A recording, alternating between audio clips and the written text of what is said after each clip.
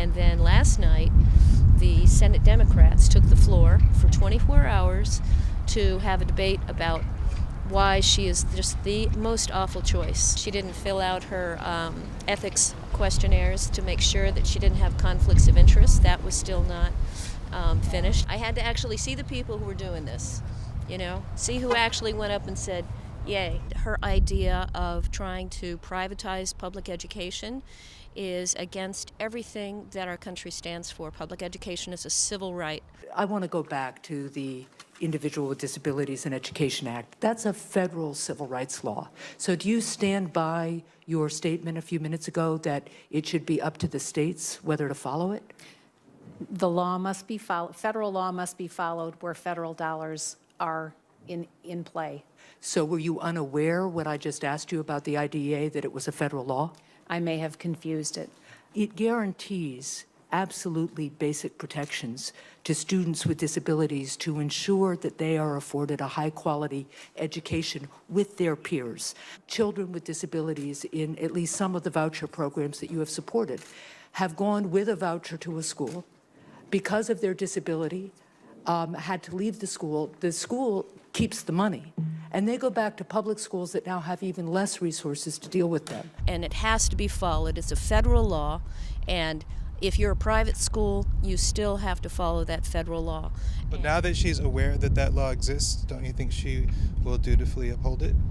I think that she probably needs to be more informed about what the law actually entails, because private schools right now do not have to educate according to the mandate specified in the law the way public schools have to.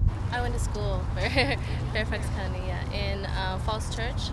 How did you end up here? Are you just happening by, or you knew? Yes, my aunt, I'm showing her around. Oh, okay.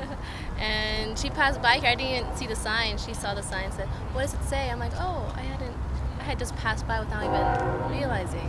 We're a country of immigrants, okay? And those people who have come to this country and want an opportunity to be able to succeed, their way to do it is through public education, whether it's K-12, whether it's public universities.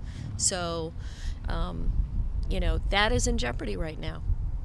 And many of us see this as the potential for turning our public schools into warehouses for the most challenging kids with disabilities or other kinds of particular issues, or the kids whose parents can't afford to make up the difference between the voucher and the cost of private school tuition. The people who already have money can buy privilege, can buy position, just like Mrs. DeVos. That's why she was able to get the Senate confirmation and be our next Secretary of Education, not because of her qualifications, because she's a billionaire.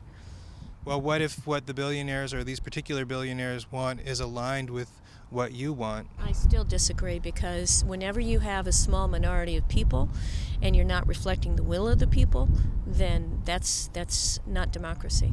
We need to be able to have people to be able to go to school with others different from your own background. That's who we are, because if we don't understand others just because they don't come from our same neighborhoods, go to our same churches, we lose empathy, we lose perspective. Do you think that Betsy DeVos is aware that the political origins of the school voucher agenda come from segregationists trying to basically push back against Brown v. Board?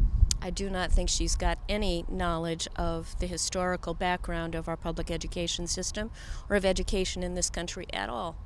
If I went into the classroom and they said, okay, you're in charge of that classroom, you learn on the job. Is that going to be okay for you? Are you a dad? I am. Okay, so are your children in public school? Not quite old enough yet. Okay, but if and when they go to public school, how are you going to feel when a teacher really hasn't had training? Just put them in the classroom and say, you'll learn on the job. Well, as a teacher, you might have witnessed a little bit of this. Some parents look at education, whether public or private, as an opportunity to bequeath to their children the advantages of being middle class or upper middle class or upper class, and they don't think it's fair if, as soon as they get to school on day one, they're on an equal playing field with these children whose parents didn't work as hard, didn't earn as much. To some degree, can you understand why parents want the education system to be a reproduction of the social order? No. You know what I'm saying? It's for my kids' benefit against other kids with whom they have to compete for jobs to get into college. We live in a diverse society today. We have to understand one another. And I think public education is one of the greatest leveling fields that there can be. Why should people be made to want that? Why should we be forced to Want that? That's a civil right. You know, Exactly. A lot of conservatives today feel that the civil rights movement was forcing them to accept the notion that education is a level playing field to lift everyone up equally. That wasn't always the case. Why shouldn't we go back again? I think it's wrong.